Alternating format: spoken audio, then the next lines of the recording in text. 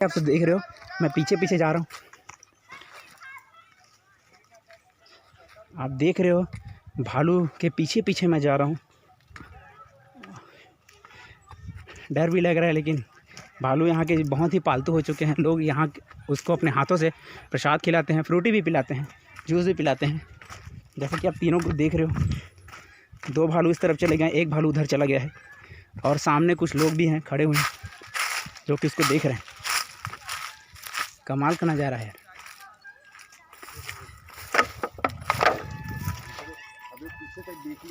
देख लिया हूँ। नौटंकी राजू मत कर, चल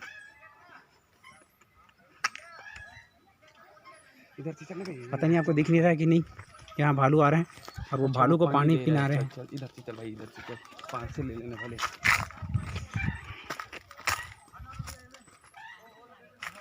भालू को यार इतने पास से देखे नहीं होंगे। धूजापाली मंदिर का ये भालू है जो कि अपने आप में फेमस है। देखिए किस तरह से दिख रहे हैं। 2 भालू उस तरफ हैं, 1 भालू इधर है।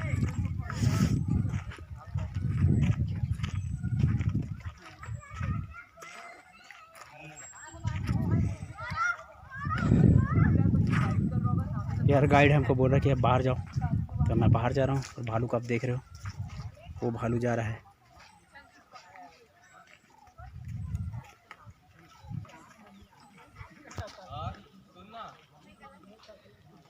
ये बाहर जाओ, जाली से बाहर बोल।